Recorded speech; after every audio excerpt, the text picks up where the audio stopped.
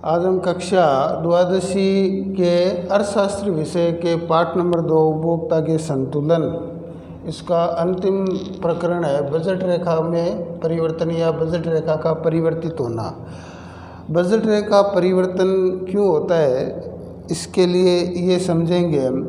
जब केवल उपभोक्ता की आय में परिवर्तन होता है, अन्य जो चीज़ें वो समान रहती है और उपभोक्ता की आय में परिवर्तन होता है, तो बजट रेखा में भी परिवर्तन होता है, वो ऊपर या नीचे की तरफ शिफ्टिंग होता है। और बजट रेखा में परिवर्तन इस प्रकार होगा, जब उपभोक्ता की आय में कमी होती है, यानी पहले से उपभोक्ता की आय कम हो जाती है और वस्तुओं की कीमतों में कोई बदलाव नहीं होता है, तो बजट रेखा बाईं ओर यानी नीचे की तरफ शिफ्टिंग हो जाती है। जैसे ये एक वक्र है जिसमें ये बजट रेखा है, और जो ही उपभोक्ता की आय कम होगी तो ये बजट रेखा शिफ्टिंग हो जाएगी नीचे की तरफ यानी बाईं ओर। फिर इसके विपरीत यदि आय में वृद्धि होती है, आय बढ़ जाती है पहले की तुलना में और वस्तुओं की कीमतें स्थिर रहती है, तो बजट रेखा दाईं ओर यानी ऊपर की तरफ बढ़ जाती है। तो इस प्रकार से ये जो बजट रेखा है वो उपभोक्ता की आय में परिवर्तन होने के साथ साथ ऊपर या नीचे की तरफ शिफ्टिंग इसका होता है। ये अपना अंतिम बिंदु था। अब हम आगे पाठ नंबर 3 का जो अपना प्रकरण है, मांग की अवधारणा, यानी मांग क्या है। वैसे हम साधारण वे में देखें तो मांग का मतलब है जो उपभोक्ता वस्तु खरीदता है वो मांग कहलाती है, लेकिन उसके पीछे भी 4-5 बिंदु होते हैं, उसका होना बहुत ज़रूरी है। जैसे उपभोक्ता की इच्छा, मांग तभी होगी जब उपभोक्ता की इच्छा होगी। फिर इच्छा हो गई, इच्छा के बाद में उसके पास पर्याप्त रूप में धन भी होना चाहिए खरीदने के लिए, क्योंकि बिना पैसे वो मांग कर नहीं सकता या बिना पैसे वो केवल इच्छा ही कर सकता है, खरीद नहीं सकता। फिर आता है मुद्रा खर्च करने की इच्छा, पैसा भी है लेकिन उपभोक्ता की इच्छा भी है लेकिन वो खरीदने की इच्छा नहीं है। फिर एक कीमत, जो वस्तु है उसकी कीमत क्या है उसके हिसाब से वो मांग करेगा। फिर एक समय विशेष, एक किसी समय विशेष में वो यदि खरीदता है तो वो मांग कहलाती है। तो इस प्रकार से मांग को प्रभावित करने वाले या मांग के अंदर ये 5 घटक होने ज़रूरी है। अब हम इसका अर्थ देखते हैं। तो किसी समय में वस्तु की वह मात्रा जो किसी उपभोक्ता द्वारा विभिन्न कीमतों पर खरीदी जाती है वह मांग कहलाती है। एक समय में वस्तु की वह मात्रा जो वो खरीदने के लिए तैयार है और एक माने विभिन्न कीमतों पर खरीदने के लिए तैयार है, तो वो मांग कहलाती है। तो ये हो गई मांग की परिभाषा। अब आता है बाजार मांग। किसी समय में वस्तु की वह मात्रा जो समस्त उपभोक्ताओं द्वारा यानी प्रत्येक उपभोक्ता के द्वारा कितनी मात्रा में वो वस्तु विभिन्न कीमतों पर खरीदी जाएगी, उन सब के जोड़ को हम बाजार मांग कहेंगे। तो मांग का अर्थ हो गया, बाजार मांग का अर्थ हो गया, और मांग में कौन कौन से तत्व होते हैं, क्या क्या ज़रूरी है वो हो गया। अब आगे हम पढ़ते हैं मांग अनुसूची या तालिका। ये क्या है?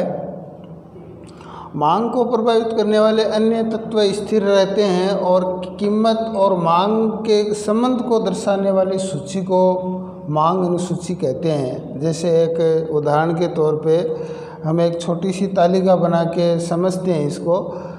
एक में कीमत है और एक में मांग है। तो कीमत मान लीजिए 10 रुपये है, तो वस्तु की मांगी जाने वाली मात्रा 50 है।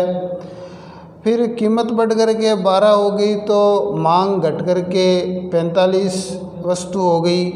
फिर कीमत और बढ़ गई 14 रुपये, मांग 42 हो गई। कीमत 16 होने पर वस्तुएं 38 मांगी जा रही है, और कीमत 18 हो गई तो मांगी जाने वाली वस्तु 30 है। तो इस प्रकार से कीमत और मांग, इनको संबंध दर्शाने वाली जो तालिका है वो मांग अनुसूची कहलाती है। तो ये हो गया मांग अनुसूची। अब आता है मांग अनुसूची के प्रकार दो है, एक तो व्यक्तिगत अनुसूची और एक है बाजार मांग अनुसूची। तो व्यक्तिगत मांग अनुसूची जैसे आपको मैंने बताया है कि किसी समय में वस्तु की वह मात्रा जो किसी उपभोक्ता द्वारा, यदि उपभोक्ता कोई मांग करता है और उसकी हम तालिका बनाते हैं तो वो व्यक्तिगत मांग अनुसूची कहलाती है, और समस्त व्यक्तियों की मांग सूची को तैयार करते हैं तो वो बाजार मांग अनुसूची कहलाती है। इसको हम और अधिक से आगे देखेंगे। मांग अनुसूची दो प्रकार से है, जैसे आपको बताया था पहले, व्यक्तिगत मांग अनुसूची और बाजार मांग अनुसूची। व्यक्तिगत मांग अनुसूची क्या है? जिसमें एक पर्टिकुलर व्यक्ति की मांग को निश्चित समय में जिस कीमत पर वो खरीदने के लिए वस्तु तैयार है उसकी मात्रा यदि दर्शाते हैं तो वो व्यक्तिगत मांग अनुसूची कहलाती है। इसमें किसी निश्चित समय में एक व्यक्तिगत उपभोक्ता द्वारा विभिन्न कीमतों पर मांगी जाने वाली वस्तु की मात्रा को प्रस्तुत करते हैं। यानी एक किसी व्यक्ति की मांग को ही दर्शाने वाली जो सूची है वो व्यक्तिगत मांग अनुसूची कहलाती है। दूसरा है बाजार मांग अनुसूची, यानी इसमें पूरे बाजार में जितने भी उपभोक्ता हैं उनकी मांग को हम यदि जोड़ लेते हैं या समस्त उपभोक्ताओं के द्वारा कितनी मात्रा में मांग की जा रही है वस्तु की, तो वो बाजार मांग अनुसूची कहलाती है। इसमें किसी निश्चित समय में सभी उपभोक्ता द्वारा विभिन्न कीमतों पर मांगी जाने वाली वस्तु की मात्रा को प्रस्तुत किया जाता है, वो बाजार मांग अनुसूची होती है।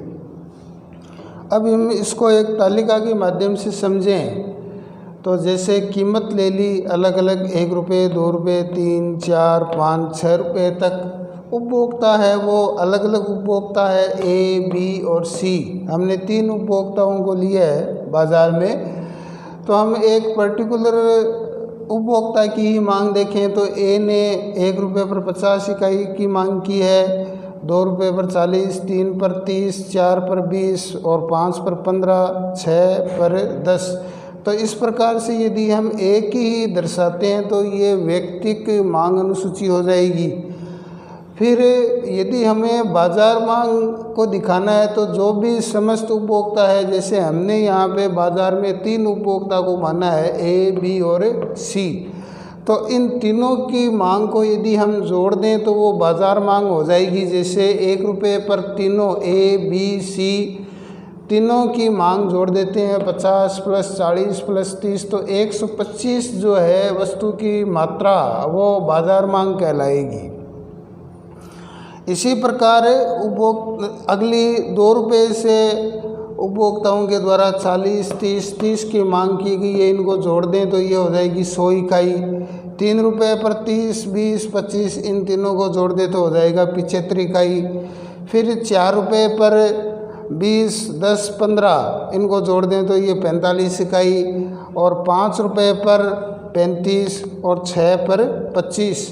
तो इस प्रकार से व्यक्तिगत मांग के अंदर केवल एक व्यक्ति की मांग को दर्शाया जाता है, और बाजार मांग में उन सभी व्यक्तियों की जोड़ जो है वो बाजार मांग अनुसूची के अंतर्गत दिखाई जाती है।